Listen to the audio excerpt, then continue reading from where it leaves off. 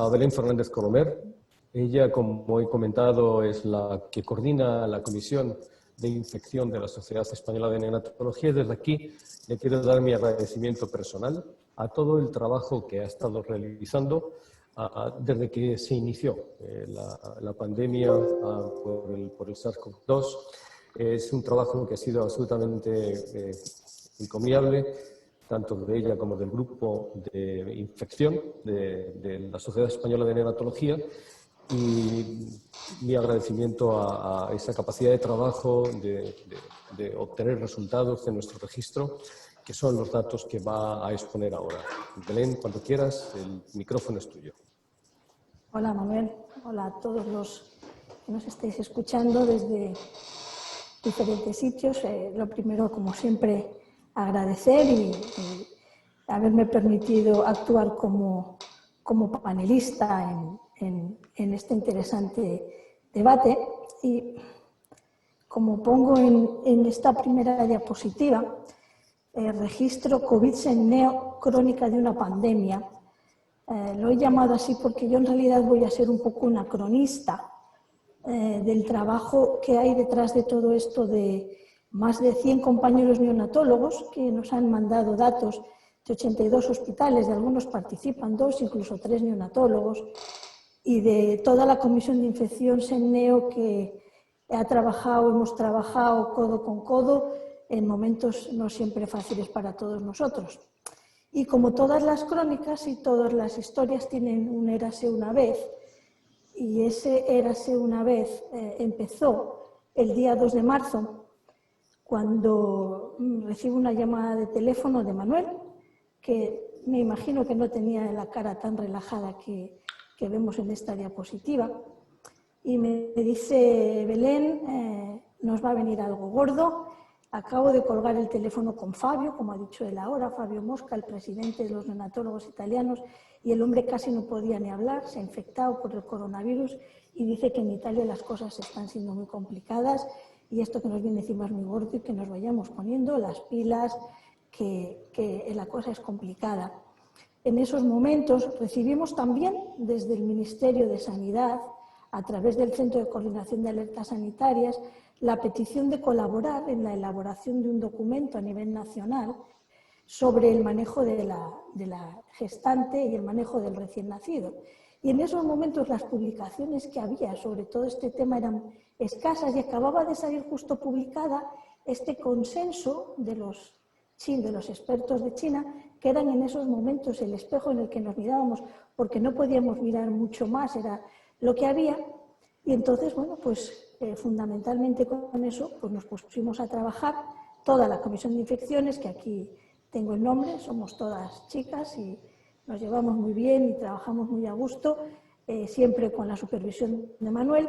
Y 4 días después de ese érase una vez, el 6 de marzo, sacamos a la luz nuestra versión 1.0 del documento que, como ustedes se pueden imaginar, era prácticamente basada en este tema, en este consenso de los chinos, puesto que ellos eran los que realmente tenían experiencia con el tema. Ese día, 6 de marzo, en España se diagnosticaron 225 casos, había 365, había 5 fallecidos, y en Italia, que siempre han ido esa semana o 2 semanas por delante de nosotros, ese día 6 de marzo, cuando sacamos nuestro protocolo, habían diagnosticado 778 casos de coronavirus.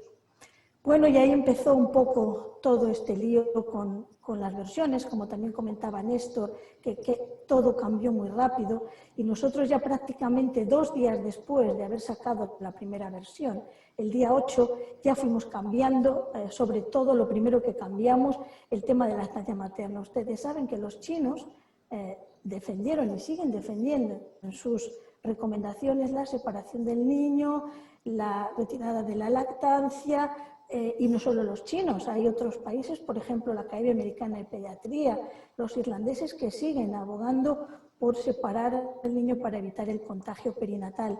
Nosotros en ese momento, sobre todo con quien contactábamos era con los italianos, y como dice Manuel, tenemos muy buenas relaciones y muy buenos amigos allí, y ellos nos iban un poco contando lo que hacían, porque ya sus hospitales estaban empezando a colapsarse por la cantidad de adultos que estaban llegando a los hospitales y que estaban fagocitando todo el hospital. Todo el hospital prácticamente estaba dedicado al coronavirus. Bueno, pues durante ese mes fuimos sacando versiones, la gente nos decía, pero que no me he dado tiempo a leer la versión 2 y ya estáis en la 3. Digo, lo siento, pero esto tiene que ser así. Defendimos ya enseguida el tema del alojamiento conjunto para el recién nacido asintomático, porque es que tenía que ser así. No había posibilidad de disponer de muchísimos sitios para poner a todos estos niños, y hubo días que incluso pues, sacamos en un mismo día incluso 2 versiones del documento, como fue el día 12 de marzo, sacamos un algoritmo para que fuera visualmente más fácil sin tener que leerse todo el protocolo, y bueno, como digo, fuimos así trabajando hasta llegar a, como dice Manuel, la versión 6.2, que es la versión que tenemos ahora mismo colgada en la página web, que es la que tiene el Ministerio, que se hizo a finales de mayo, y donde ya dimos una vuelta entera al documento para hacerlo más fácil, más aplicable, y empezamos a hablar ya un poquito de los resultados que estábamos teniendo aquí en España. Este es nuestro esquema de manejo, es el esquema que tiene el Ministerio, el que tenemos es un esquema simple que sobre todo lo que destaca, porque es lo que realmente vamos a ver, es proteger al recién nacido asintomático de un exceso de celo. Hemos visto que lo mejor es que el niño asintomático esté con su madre independientemente de que el test de PCR sea positivo o negativo. Y luego el recién nacido asintomático, pues aislado, pero tampoco sin nada muy diferente a cómo manejamos un recién nacido normal. Y esto es lo que nosotros tenemos ahora mismo. Hicimos también un tríptico para ayudar a los padres. El bombardeo de información por redes, por la tele, por la prensa, que había todo ese mes de marzo y abril, con lo que hay que hacer, con lo que no. Yo entiendo que mucha gente estaba aturdida, asustada. Las madres tenían miedo, la gente tenía miedo de incluso venir al hospital. Todos sabemos lo que pasó con eso.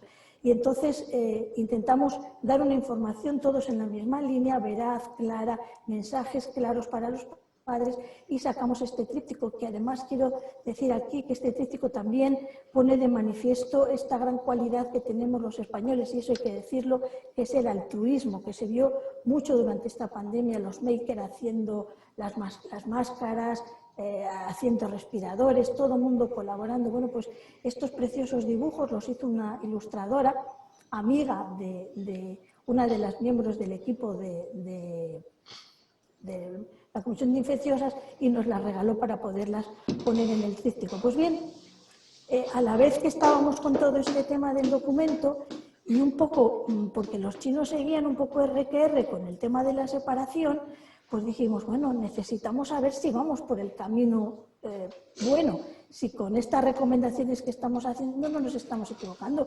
Yo tuve miedo, porque no sabíamos a qué nos estábamos enfrentando. Y entonces dijimos, bueno, pues vamos a hacer una fotografía. Necesitamos saber qué es lo que está pasando en nuestro país con este tema, y por eso pensamos en hacer un registro con el fin de tener datos y ayudar a los compañeros. Nos llegaban mensajes, nos llamaban desde hospitales un poco pidiéndonos consejo, ayuda, ¿qué te parece? ¿Qué podemos hacer? Y entonces decíamos, necesitamos datos objetivos para poder contestar a toda esta angustia que estábamos viendo. Creamos dividimos el registro en 2 partes, porque veíamos que había como 2 poblaciones. Por un lado, el hijo de madre positiva para coronavirus, y por otro lado, un neonato que, como cualquier otra persona, otro niño, puede infectarse por el mecanismo habitual de gotas y contagio por el coronavirus, y queríamos ver también qué es lo que estaba pasando. Este registro lo pasamos además por un comité de ética para que nos viera bien que todo lo que estábamos recogiendo y que no había ningún problema, y así fue un poco como empezamos. Es un registro sencillo, online, en la web.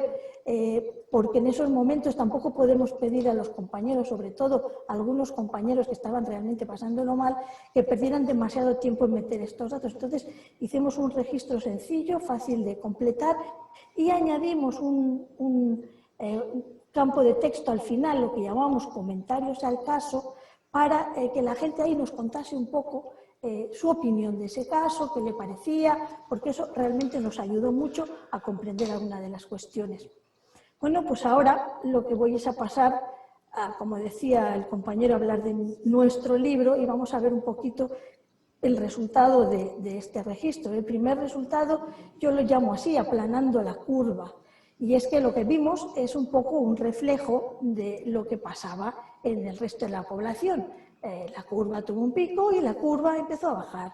Con nosotros el número de casos de hijos de madre COVID positiva fueron aumentando, tuvimos el mayor número de casos nacidos el día 31 de abril y a partir del 31 de abril pues esos casos fueron disminuyendo y como ven ustedes pues tenemos 146 casos registrados en marzo, 244 casos registrados en abril, 168 en mayo y en junio, hasta este viernes pasado que he cerrado los datos para presentar esos datos, y aprovecho para decir que la base de datos va a seguir abierta, lo volveré a recordar, o sea que la gente puede seguir metiendo datos, pues como digo, en junio solo hemos tenido 48 casos.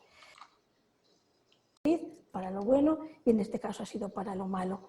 Madrid se lleva el 50% de los casos que hemos registrado en nuestra casuística, 299 casos. Detrás está Barcelona, Cataluña, en realidad estos son datos por comunidades, está Cataluña con 132 casos y luego pues si vamos trazando círculos concéntricos en torno a Madrid, pues vamos viendo que comunidades limítrofes como es Castilla y León, sobre todo las provincias más al sur como Salamanca, Valladolid o próximas a Madrid como Segovia, también Castilla-La Mancha, Toledo, Ciudad Real, pues han tenido la mayor cantidad de casos o el famoso brote de La Rioja que tuvo un montón de casos.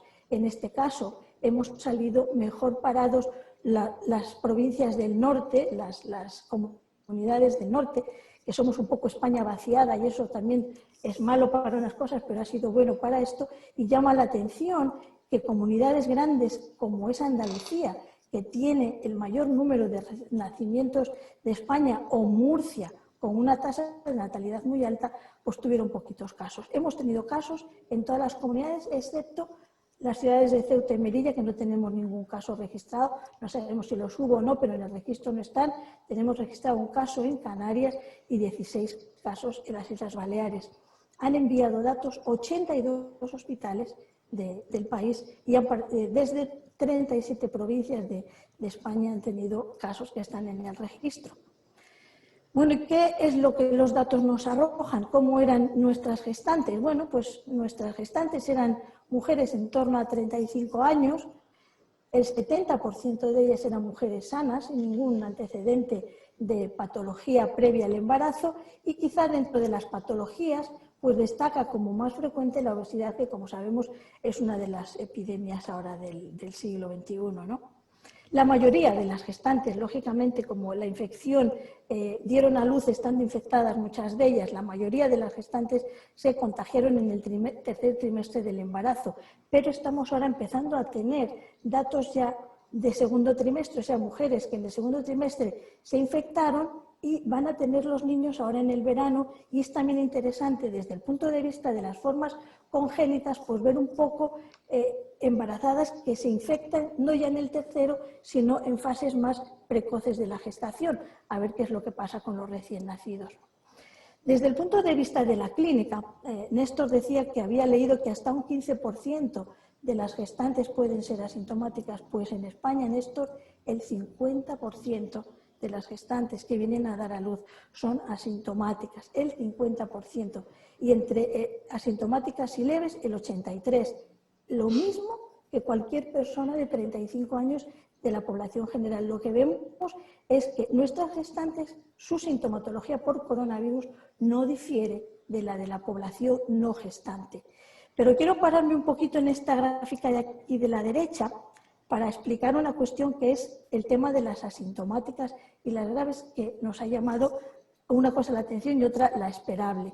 Por un lado, las mujeres asintomáticas, que está en azul.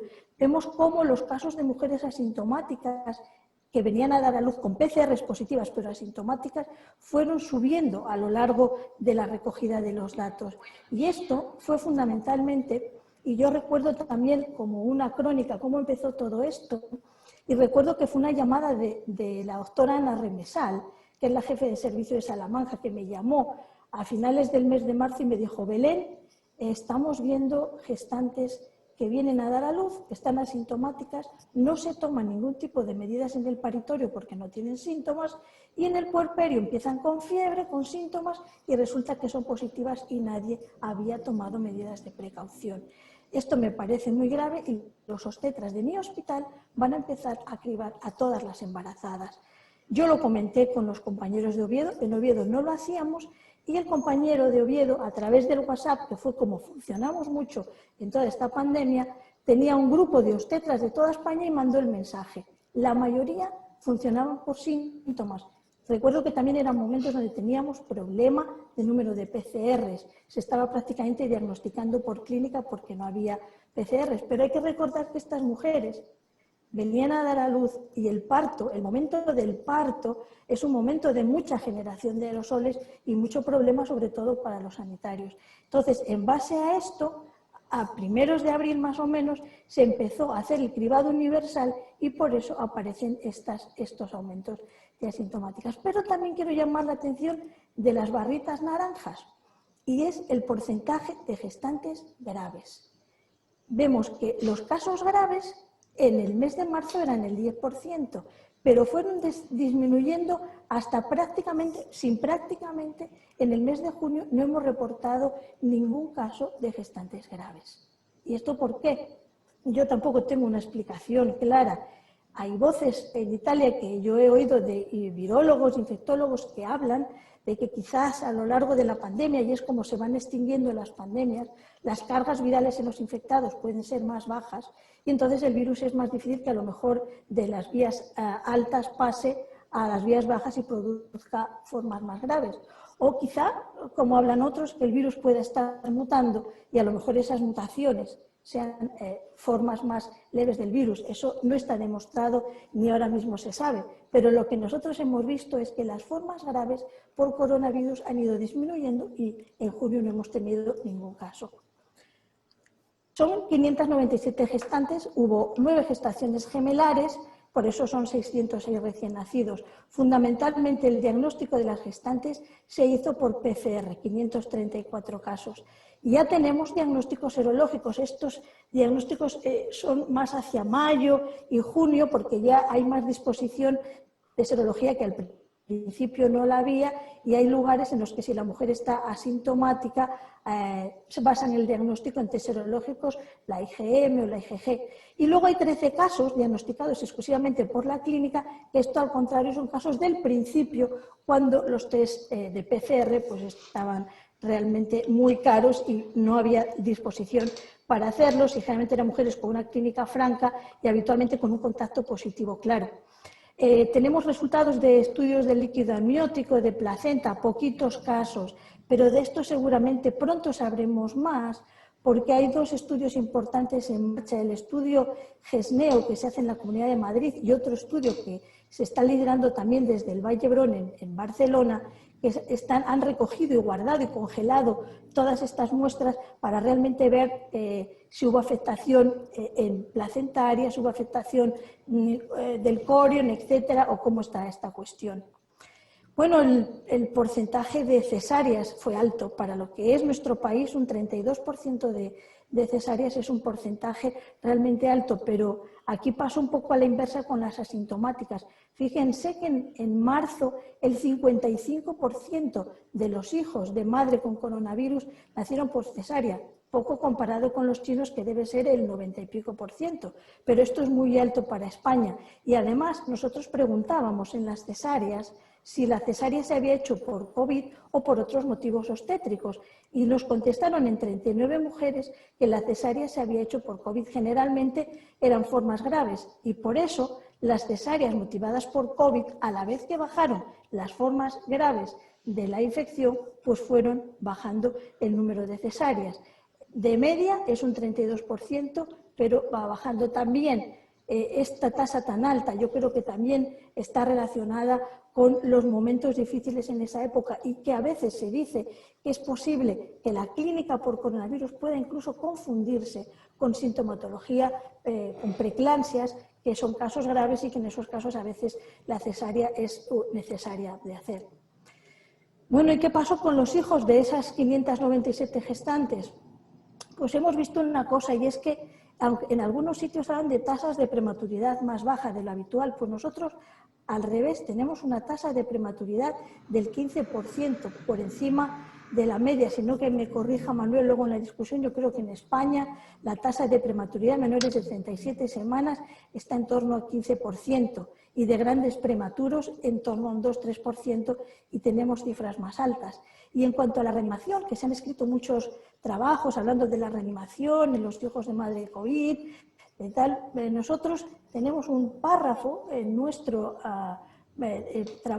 protocolo de recomendaciones elaborado por la Comisión de Reanimación de la Sociedad, donde dice que las medidas de reanimación son exactamente las mismas que en cualquier recién nacido, no hay que hacer nada especial. Lo único que el personal que reanima a estos niños tiene que protegerse para la producción de aerosoles como en cualquier otra circunstancia. Hemos visto que el 84% de los niños no necesitaron reanimación y solamente en 14 casos fueron casos que los niños necesitaron medidas de reanimación importantes, y conseguimos el piel con piel en el 55% de los recién nacidos. Bueno, como nuestro algoritmo de manejo hablaba de asintomáticos y sintomáticos, pues hemos dividido así un poco los resultados. Un caso desgraciado de un niñito que falleció en sala de partos, también falleció su madre, un caso severo, muy grave, salió en la prensa.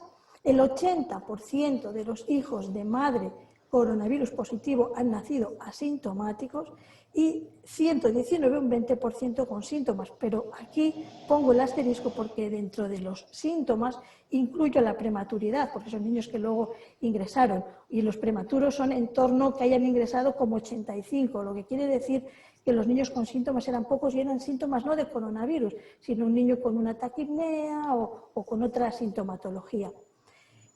Nosotros sí que recomendamos hacer cribado a todos los recién nacidos. Yo creo que el cribado es fundamental, hay que medir, hay que ver lo que hay. Es necesario para manejarnos, para manejar a estos pacientes, para proteger al personal. Yo creo que los test virológicos son fundamentales. Nosotros recomendamos testar a todos, 75%, solo en 48 días son negativos. Hemos tenido solamente estos 17 casos positivos que pasaré a comentar luego un poquito por encima. Se hicieron también estudios en sangre, en heces, muy poquitos, un caso en orina, que es un caso nuestro de Oviedo. Yo soy muy fan de la orina para el estudio de virus del recién nacido, que todos ellos dieron recién nacidos. ¿Y cómo los manejamos? ¿Seguimos las recomendaciones de la sociedad? Pues yo creo que bastante. Se hizo alojamiento conjunto en el 67% de los niños, con la que estaba cayendo, que no era fácil. Yo creo que es bastante, pero además otro 13% más hasta llegar al 80% no ingresaron en neo, sino que nos las arreglamos para que un cuidador sano se pudiera quedar con ese niño y no tenerlo que ingresar en el hospital. Y eso lo pongo reflejado un poco aquí en esto que son crónicas vuestras, crónicas de los médicos que nos habéis mandado los datos al hospital, como por ejemplo esta que nos pone aquí, un poco desgarradora, ¿no? El recién nacido tuvo que estar ingresado por no tener familiares negativos. Su madre, su padre y sus abuelos eran positivos por contacto con una bisabuela que ingresó y falleció. Este es el apartado comentarios de los casos, que realmente al leerlo pues veías un poco lo que estaba pasando. Otro hospital dice que la gerencia de su hospital, la delegación de enfermería, no dejaban estar a la madre y al niño juntos en contra de las recomendaciones, o que la madre, por su decisión, quiso separar al niño. La gente tenía miedo, no sabía qué podía pasar. Y la madre dijo, no, yo que lo separen a ver si le voy a contagiar y le pasa algo. Estos son testimonios de todos vosotros que nos habéis mandado con la base de datos. Bueno, de los resultados de las PCRs. La primera PCR de mediana, nosotros recomendábamos hacerla al poco de nacer, se hizo a las 4 horas de vida como edad mediana. Y una segunda PCR, que nosotros inicialmente recomendábamos hacer 2 PCRs, se hizo a las 48 horas de vida. Vamos a ver un poquito esas positivas, intentaré pasar porque si no se nos va el tiempo. Solamente hubo un caso, de las 17 positivas en la primera PCR, solamente un niño mantuvo esa positividad pasadas las 24 horas. Los demás, muchos de ellos incluso venían informados por los propios neonatólogos como falsos positivos, a veces por contaminación de la muestra, por problemas en el laboratorio, le habían hecho una positiva y luego repitieron otras 3 más y todas negativas.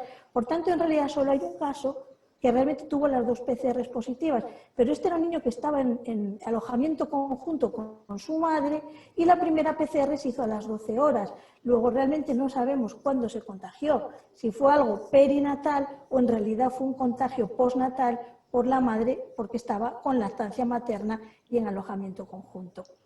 Hay otros 4 casos que lo que ocurrió fue que tuvieron PCRs negativas inicialmente y que después, en un segundo control, se positivizaron.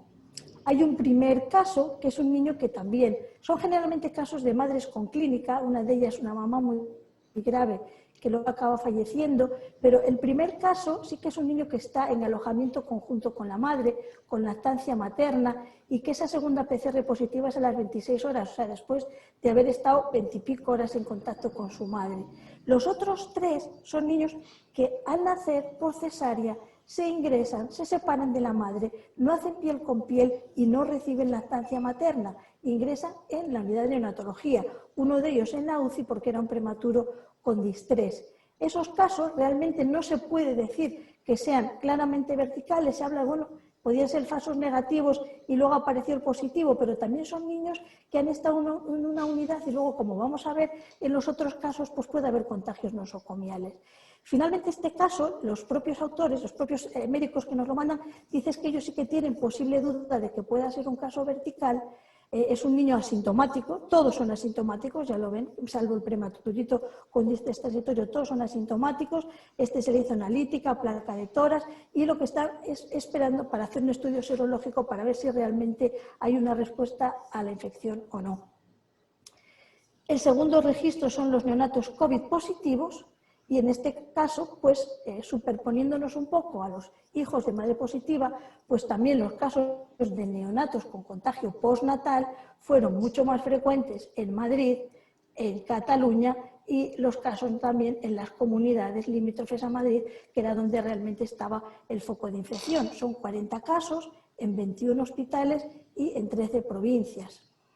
Para un mejor análisis y porque vemos que son poblaciones diferentes, en realidad dividimos los casos en aquellos que adquirieron la infección comunitariamente, o sea, niños que estaban en su domicilio y se infectaron, que llamamos casos comunitarios, y niños que se contagiaron estando ingresados en el hospital por otro motivo, habitualmente prematuridad o algún otro motivo. Dentro de estos 40 casos está el primer caso que se ha publicado en nuestro país de un niño que nació el 26 de febrero y se contagió de su madre estando ingresado en el hospital.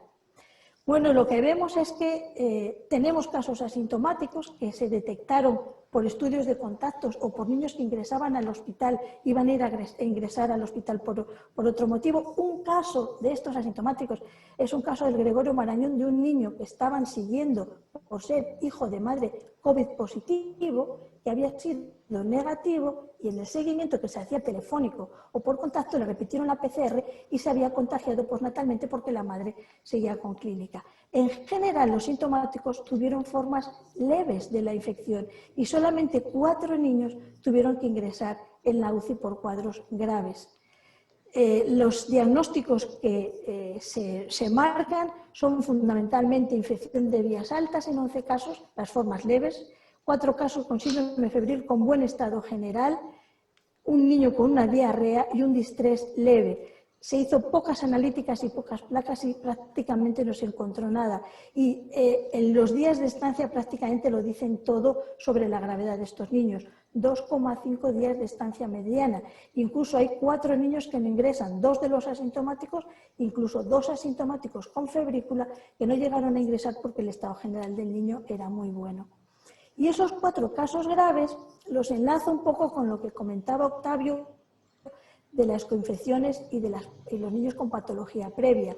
Fíjense que 2 de los niños graves fueron gemelos prematuros que hicieron una neumonía. Tenían condensaciones bilaterales los 2, uno de ellos necesitó gafas de alto flujo, se trataron con hidroxicloroquina, 6 días ingresado. Otro niño, fue un niño a término, tuvo menos gravedad, pero hacía apneas, motivo por el que tuvo que ir a la UCI para monitorización. Y luego el niño más grave de todos es un niño con diagnóstico de bronquiolitis, que era un niño a término, que tuvo una clínica de hiposemia, elevación de reactantes de fase aguda y era una coinfección por un rinovirus, mostrando una telectasia en la placa de tórax, llegando a necesitar ventilación mecánica y recibiendo tratamiento con antivirales con hidroxicloroquina y estuvo 32 días ingresado. Además, se sospecha que ese niño puede tener una distinesia ciliar porque además tenía un situs inverso. Los 14 casos de nosocomiales, o sea, de niños que se infectaron estando ingresados, aquí vemos que la mayoría eran niños prematuros. Generalmente eran casos de niños que los padres, por la visita, saben que en España la mayoría de las unidades son unidades abiertas y con cuidados centrados en el desarrollo establecido, y generalmente pues eran casos que la madre estaba viniendo, estaba asintomática y de repente un día llamó porque empezó con fiebre y había estado esa mañana con el niño. Hubo casos asintomáticos y casos sintomáticos y también en general con patología leve. Así como en los comunitarios el principal foco de contagio lógicamente era familiar, aquí tenemos 6 casos que se contagiaron a través de personal sanitario que estaba contagiado.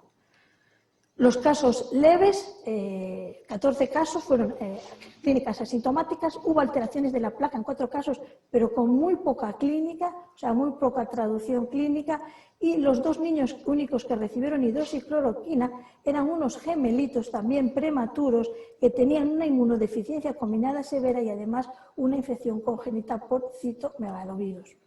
Y ya termino con unas pequeñas conclusiones de que nosotros en 597 gestantes y 606 recién nacidos no hemos evidenciado casos francos de transmisión vertical. Madre y recién nacido no deben separarse si la situación clínica de ambos es buena y manteniendo el aislamiento. Lactancia materna sí, sin más concesiones. No prolongar la estancia de estos niños asintomáticos, pero seguirlos tras el alta porque es importante saber lo que puede pasar. Los neonatos también se infectan por los mecanismos habituales, igual que los adultos y que otros niños, tanto en su domicilio como en el hospital. Pero en general lo que nosotros vemos es que presentan cuadros leves. A lo mejor es porque esa inmunidad que habla Octavio, que tienen poco desarrollada, también les protege frente a esos cuadros hiperinflamatorios que tienen a otras edades. No lo sé. Que son muy importantes las medidas de control y el aislamiento. Somos unidades abiertas, circula mucha gente, sabemos lo que ha pasado en España también con los sanitarios y la cantidad de gente que se infectó y, por supuesto, el apoyo a la familia, el transmitir mensajes claros, directos, estar con ellos, tranquilizarlos, porque los mensajes de pánico fueron tremendos en esta época. Estos son los protagonistas de esta historia, todos